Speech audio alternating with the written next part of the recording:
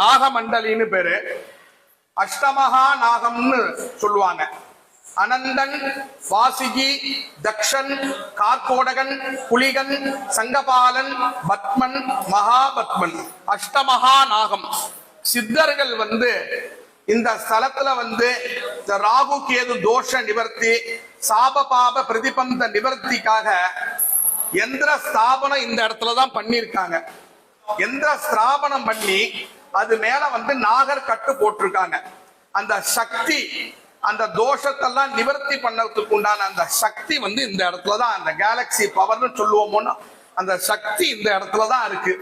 இதுக்குள்ள அந்த எந்திரம் இருக்கு. அந்த எந்திரத்தை வச்சு மேல நாகமண்டலி அந்த கட்டு போட்டிருக்காங்க.